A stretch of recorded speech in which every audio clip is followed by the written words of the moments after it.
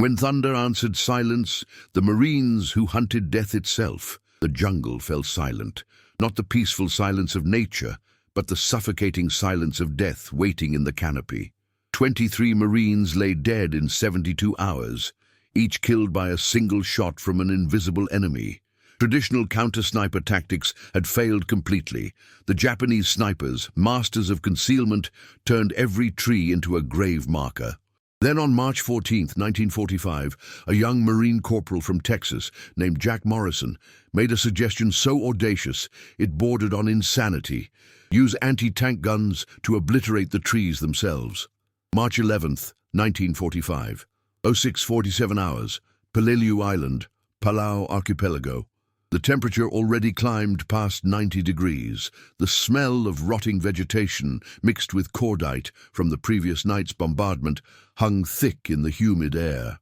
Captain Robert Hayes, commanding officer of Easy Company, 1st Marine Division, stared at the casualty report with mounting frustration. Another 3 men dead before breakfast, each killed by a single rifle round to the head or chest. Clean kills, professional kills, invisible kills. The tactical situation was deteriorating into a nightmare that conventional doctrine couldn't solve. The Japanese had transformed the island's dense jungle into a death trap. Their snipers weren't just good. They were ghosts. They would fire once, maybe twice, then vanish into the canopy before counterfire could arrive. American marksmen trained at Camp Pendleton and proven on Guadalcanal found themselves helpless. The enemy snipers fired from camouflage platforms 60 to 80 feet up in coconut palms and banyan trees. They tied themselves to branches, wore ghillie suits made from local vegetation, and possessed the patience of stone. Some had been in position for weeks, supplied by rope systems that let them endure without descending. The mathematics of death had become unbearable.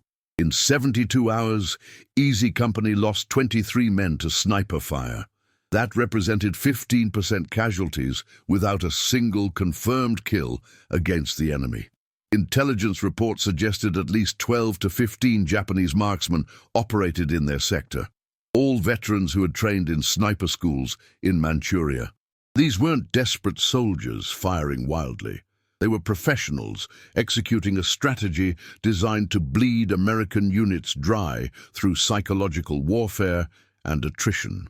Captain Hayes was a 32-year-old from Pittsburgh who had worked in steel mills before the war.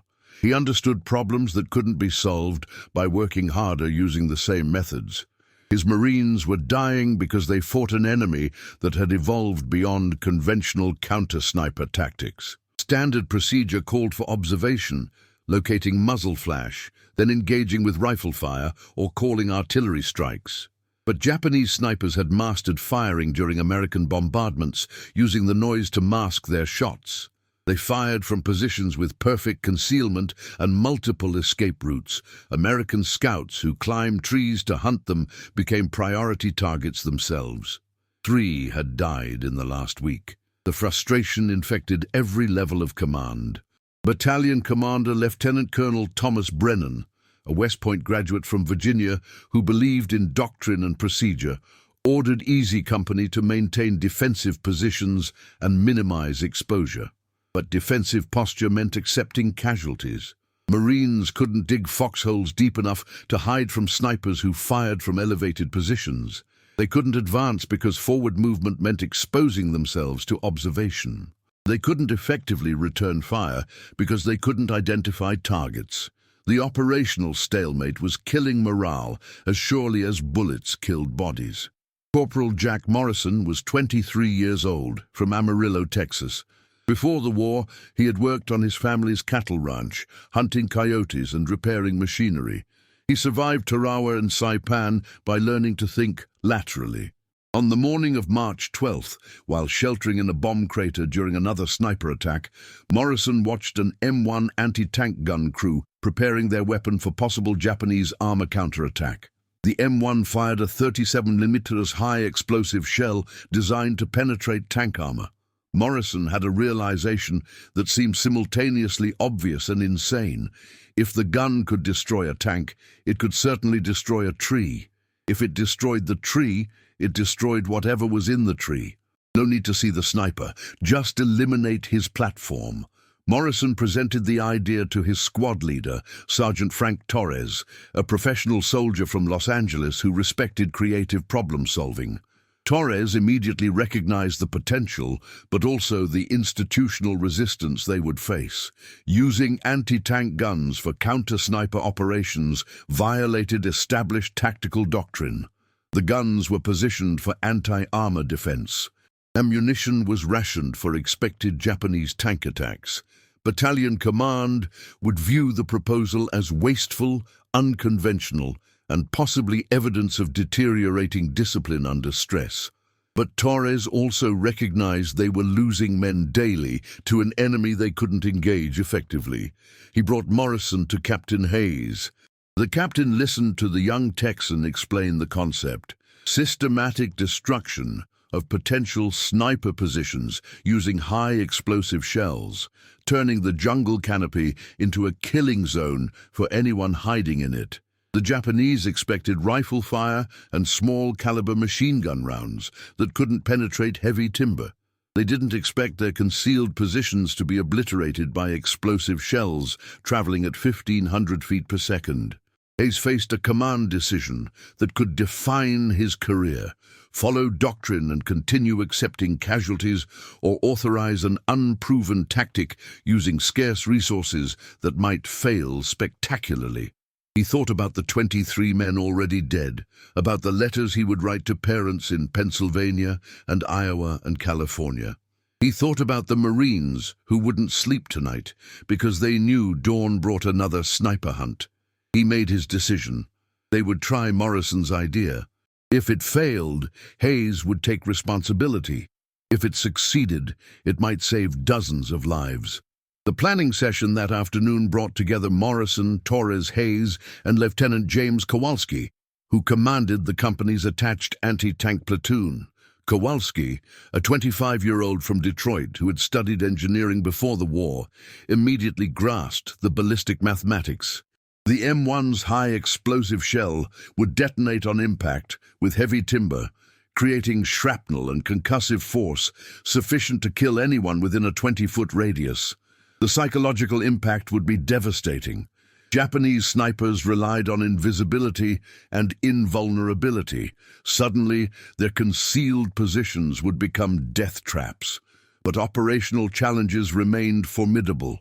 Anti-tank guns positioned for defensive use faced the wrong direction. Moving them required exposing crews to sniper fire. Identifying target trees without confirmed sniper locations meant potentially wasting ammunition, destroying empty positions. Japanese counterattack could come during the operation, leaving the company vulnerable without anti-tank defense. Battalion command might order cessation once they learned what was happening. The operation needed to show immediate results, or it would be shut down before proving effectiveness. They developed a protocol. Reconnaissance teams would mark suspected sniper positions based on fields of fire and previous casualty locations. Anti-tank crews would relocate under cover of smoke grenades. They would engage marked trees in systematic pattern, destroying potential positions even without confirmed targets.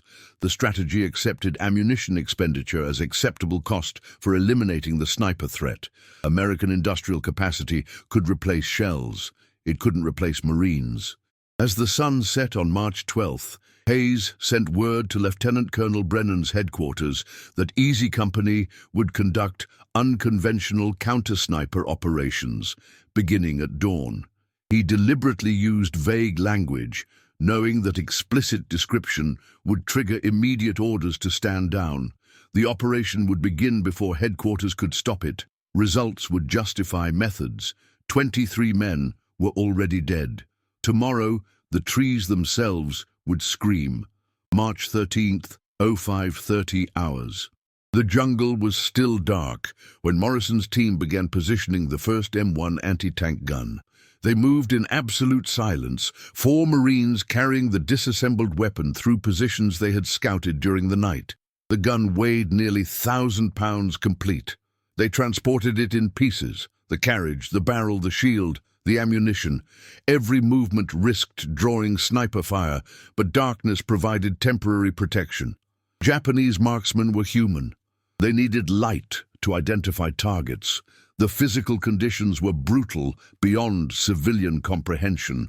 Overnight rain had turned the jungle floor into mud that sucked at boots with every step. The temperature was 85 degrees before sunrise.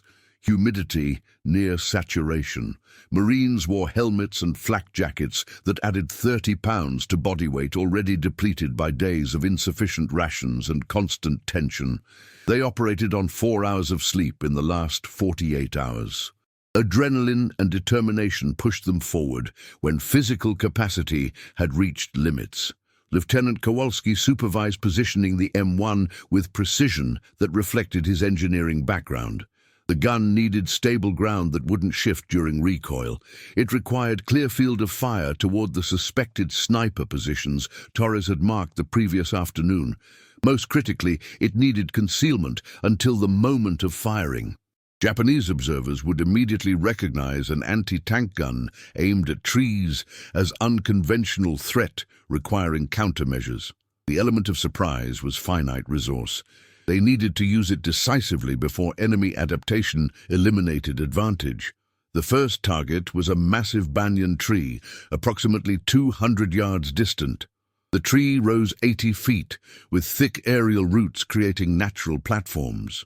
Torres had identified it based on angles of fire that killed 2 Marines in the same position 3 days apart. The sniper had fired during an artillery barrage, using noise to mask muzzle blast, then disappeared. Subsequent searches found nothing. The sniper either descended during confusion or remained hidden in camouflage, so perfect that Marines had looked directly at him without recognition. At 06:15 hours, with dawn light filtering through the canopy, Morrison loaded the first round. The 37 Nitinis high-explosive shell was designed to penetrate armor plate, then detonate inside enemy vehicles. Against hardened steel, it was adequate. Against wood and flesh, it would be devastating. The shell weighed 2 pounds, traveled at 1,500 feet per second, and carried explosive force equivalent to a grenade concentrated in impact area of less than 2 inches diameter. Kowalski made final adjustments to elevation and traverse. The mathematical precision required for anti-tank work, calculating range, compensating for projectile drop, accounting for target movement, simplified dramatically when engaging a stationary tree. He verified the sight picture twice, then nodded to Morrison. Every Marine in Easy Company who could observe held position, watching to see if the crazy Texans' theory would work or if they had just wasted precious ammunition destroying vegetation. Morrison fired. The gun roared with sound that shattered jungle silence like glass. The recoil drove the carriage backward 6 inches despite stabilizing spades. The shell crossed 200 yards in less than half a second. It struck the banyan tree 12 feet below the highest platform, penetrating 4 inches of hardwood before detonation. The explosion was apocalyptic. The high-explosive charge converted solid wood into thousands of high-velocity splinters traveling in every direction. The tree trunk shattered. Structural integrity destroyed instantly. The entire upper section, 40 feet of tree weighing multiple tons, collapsed with groaning crack that sounded like the earth breaking. As it fell, a human figure tumbled from the collapsing canopy, arms flailing, equipment trailing behind. The Japanese sniper had been there. He had been invisible until the moment his world exploded. The body hit the ground with impact that was audible even at 200 yards. The sniper didn't move. He couldn't. The explosive force had killed him before the fall, shrapnel shredding flesh and organs before gravity took over. The collapsing tree buried him beneath tons of timber. There would be no positive identification, no prisoner interrogation, no intelligence gathering. There would only be the certainty that one enemy marksman would never kill another Marine. For 3 seconds, absolute silence held the jungle. Then Marines began cheering. The sound rolled through Easy Company's positions like thunder, men who hadn't slept soundly in weeks, releasing tension through pure primal exaltation. They had found an answer. The invisible enemy had become visible through destruction of his concealment. Fear began converting to confidence, helplessness transformed into agency. But Morrison and Kowalski were already moving to the second position. Celebration was premature. One confirmed kill didn't eliminate the threat. Intelligence estimated 12 to 15 snipers in their sector. They needed systematic destruction of every potential position before the enemy adapted. The Japanese weren't stupid. They would hear the explosions, recognize the threat, and either withdraw or change tactics. Speed was essential. The second target was a coconut palm, approximately 300 yards north-northeast. Third target was a cluster of 3 trees, providing overlapping fields of fire toward the company command post. Fourth target was a thick-trunked hardwood that intelligence suspected housed a sniper team based on coordinated fire that had killed a corpsman and the Marine he was treating. Each engagement followed identical protocol. Position gun, load shell, verify site picture, fire, confirm destruction, move to next target. The sustained barrage created psychological impact that exceeded tactical results. Every explosion announced that concealment was no longer protection. Every collapsing tree demonstrated that American firepower could reach anywhere. Japanese snipers, trained to feel invulnerable in their elevated hides, suddenly faced the reality that their positions had become coffins. Those who survived the initial barrage faced impossible choice: remain in position and risk obliteration, or descend and expose themselves to rifle fire. By 0800 hours, Kowalski's crew had fired 16 rounds and destroyed 9 trees. They confirmed 2 enemy KIA by body count, suspected 3 more buried in fallen timber. More importantly, sniper fire had decreased 90%. The snipers who remained active fired hasty shots without precision, clearly relocating constantly rather than maintaining fixed positions. Their effectiveness collapsed. Marines could move without expecting instant death from invisible enemy. But the operation faced immediate constraints that threatened continuation. Anti-tank ammunition stocks were finite. Battalion headquarters, hearing the sustained firing, demanded explanation. Lieutenant Colonel Brennan sent runners ordering Captain Hayes to report immediately. The conventional command structure was asserting control, and Hayes knew he would face severe questioning about unauthorized use of scarce resources. Hayes made the decision that would define his military career. He ignored the summons and ordered operations to continue. He was betting everything that results would justify methods, that dead snipers and living Marines would speak louder than violated protocol. He composed a situation report documenting the operation, confirmed kills and casualty reduction, then sent it to headquarters with recommendation that the tactic be immediately disseminated to other units facing similar threats. He framed it not as request for approval, but as after-action report on successful innovation. The gamble worked. By 1100 hours, when Hayes finally reached battalion headquarters, Lieutenant Colonel Brennan had already received reports from adjacent units asking about the explosions and decreased sniper fire. Regimental command had monitored radio traffic and recognized that Easy Company had solved a problem that was bleeding the entire division. Instead of reprimand, Hayes received cautious authorization to continue and requests for detailed tactical documentation. The operation continued through March 13th and 14. Morrison's concept evolved into doctrine: systematic destruction of potential sniper positions using anti-tank weapons, converting concealment into vulnerability. Other companies adopted the tactic. Within a week, Japanese sniper effectiveness across the division dropped 70%. The enemy adapted by abandoning elevated positions, but ground-level sniping was far less effective. American counter-sniper teams could engage targets at eye level. The tactical advantage shifted decisively. Japanese headquarters on Peleliu received the first reports on March 13th evening. Senior Lieutenant Takeshi Yamamoto, intelligence officer for the island's defense forces, read the situation reports with growing disbelief. 4 sniper teams had failed to report. Ground observers reported massive explosions in sectors where no American armor was operating. Trees containing sniper positions were being systematically destroyed by weapons firing explosive shells far larger than standard rifle caliber. The tactical reports made no sense within Japanese military doctrine. American forces were using anti-tank guns, weapons explicitly designed for engaging armored vehicles to destroy individual trees. The ammunition expenditure seemed irrational. Each shell cost dollars to manufacture and transport across thousands of miles of ocean. The Americans were spending that resource to destroy vegetation. It represented material waste that Japanese doctrine, based on resource scarcity and efficiency, couldn't comprehend. Yamamoto had trained at the Imperial Japanese Army Academy, where instructors emphasized that American forces relied on material superiority to compensate for lack of individual fighting spirit. The doctrine assumed Americans would use weapons conventionally, following procedures developed in peacetime training.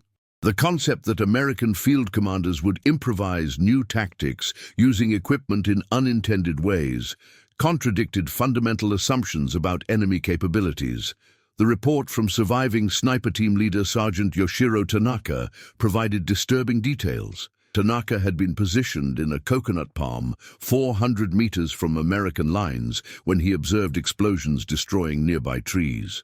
He described shells that detonated on impact with timber, creating shrapnel clouds that would instantly kill anyone in the canopy. He reported that American crews were targeting trees systematically, without apparent need for confirmed sniper presence. The tactic assumed that destroying potential positions was preferable to confirming occupancy before engagement. The psychological impact on Japanese snipers was severe and immediate. Their training emphasized patience, concealment, and invulnerability. They spent days in elevated positions, becoming part of the landscape, trusting that camouflage and elevation provided absolute protection. Suddenly, that protection had become liability. Trees weren't cover, they were targets. The higher the position, the more exposed to explosive destruction. Snipers who had felt secure now felt trapped.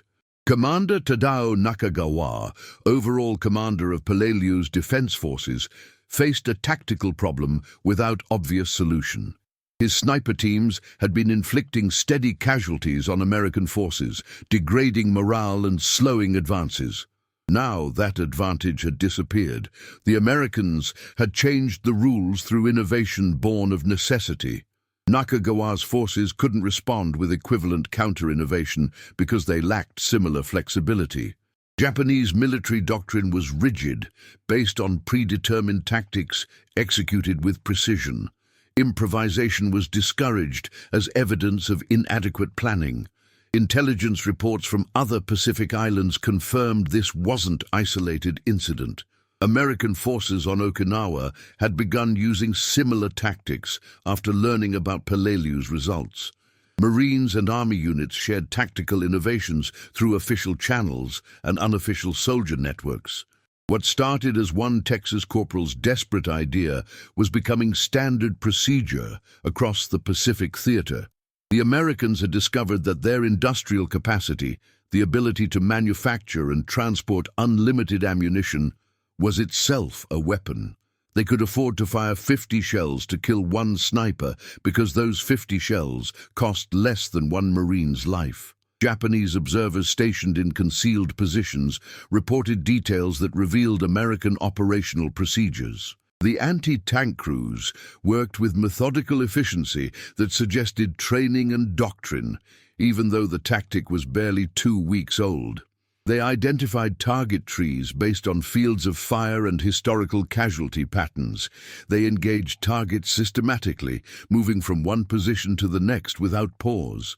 After destroying a tree, they waited for any survivors to flee, then engaged them with rifle fire. It was combined arms tactics applied to counter-sniper operations. What disturbed Japanese command most was the speed of tactical evolution. Americans had identified a problem, developed a solution, tested it in combat, and disseminated it across the theater in less than 3 weeks. That decision-making speed contradicted assumptions about bureaucratic American military structure. It suggested that American field commanders possessed authority to innovate independently, and that American command structure valued successful innovation over procedural compliance. Senior Lieutenant Yamamoto composed analysis for higher headquarters that attempted to explain American behavior in terms Japanese command could understand. He framed it as crude application of overwhelming firepower, characteristic of forces that couldn't match Japanese tactical sophistication. But privately, Yamamoto recognized something more significant was happening. The Americans weren't just throwing resources at problems, they were thinking creatively, adapting faster than Japanese forces could counter-adapt. The evidence was undeniable in casualty statistics. Before March 13th, Japanese snipers on Peleliu averaged 8 to 12 American casualties daily. After March 13th, that number dropped to fewer than 2 per day, and most of those came from hastily fired shots rather than carefully aimed killing shots. Meanwhile, confirmed Japanese sniper deaths increased dramatically. At least 15 snipers were dead or missing, presumed buried in collapsed trees. Survivors were abandoning elevated positions, operating from ground level where American counter-snipers could engage them effectively. By March 20th, Commander Nakagawa issued orders withdrawing remaining snipers from forward positions. The tactic that had been bleeding American forces was no longer viable. The trees that had provided protection now marked targets for explosive destruction.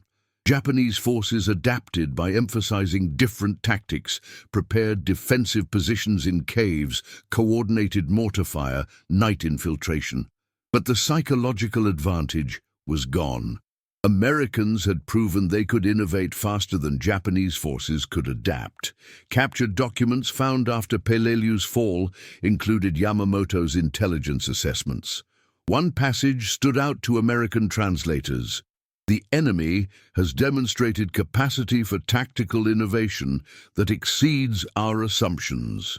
They adapt their doctrine to battlefield conditions rather than adapting battlefield approach to fit doctrine.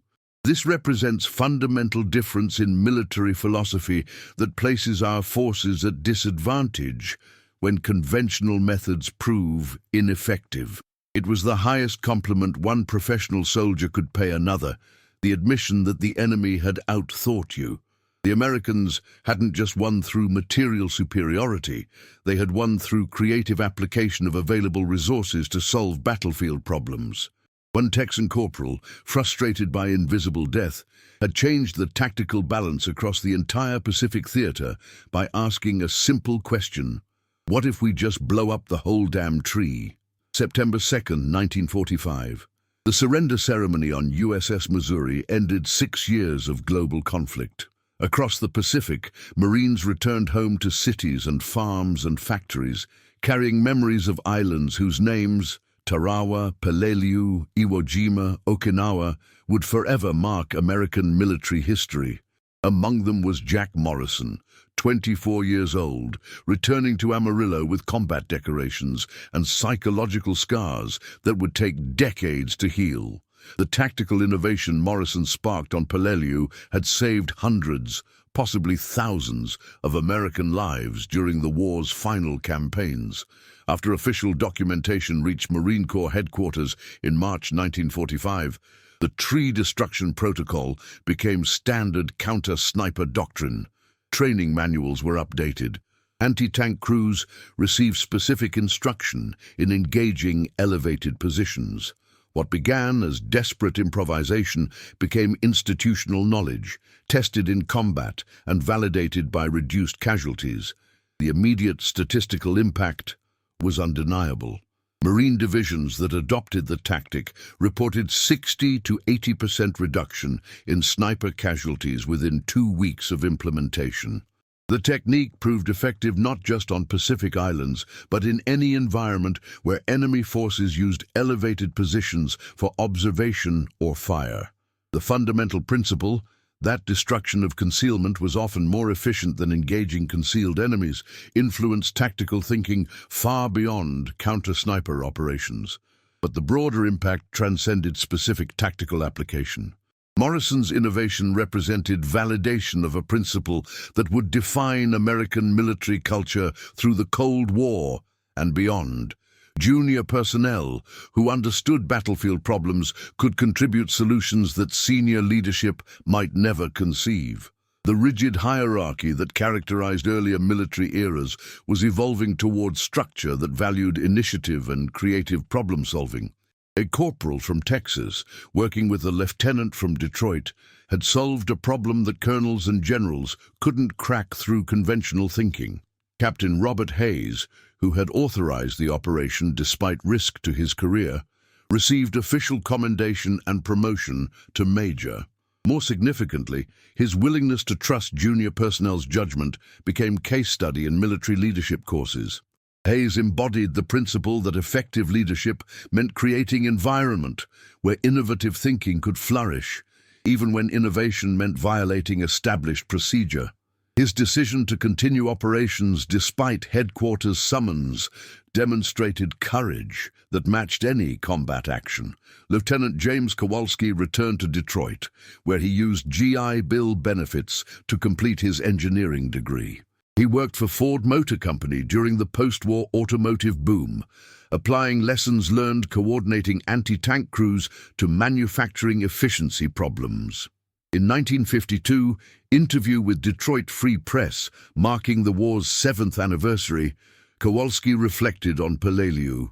"We weren't smarter than the enemy. We just refused to accept that their advantages were permanent.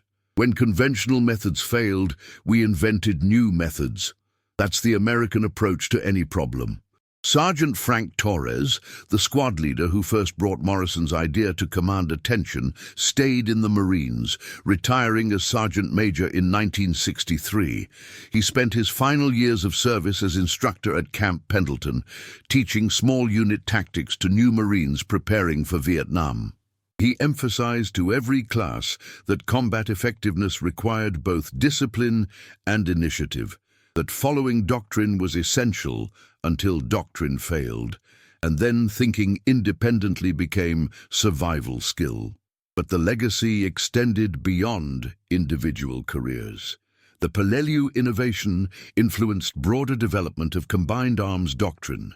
Military planners recognized that weapons designed for specific purposes could be adapted to unexpected applications when battlefield conditions demanded creative solutions. This principle would manifest repeatedly in subsequent conflicts, using anti-aircraft guns in ground support roles, employing aviation assets for close infantry support, developing precision-guided munitions for targets far removed from original design specifications. The psychological dimension was equally significant. American military culture increasingly valued adaptability over rigid adherence to doctrine. Training evolved to emphasize problem-solving rather than rote procedure memorization. The story of Morrison and the anti-tank guns became example taught to officer candidates.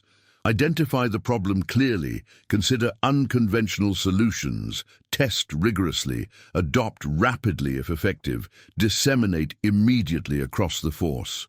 That decision cycle, observe, orient, decide, act, would become foundation of American tactical doctrine.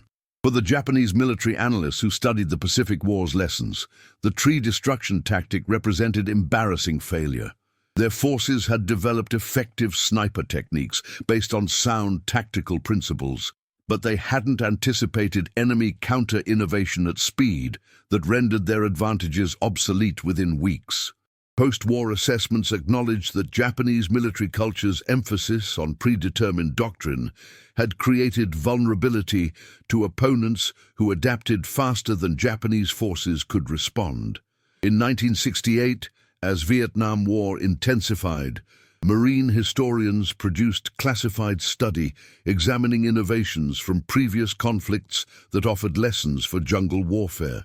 The Peleliu Tree Destruction Protocol received detailed analysis. The study noted that while specific tactic might have limited application, Vietnam-era Viet Cong didn't use elevated sniper positions extensively, the broader principle remained vital.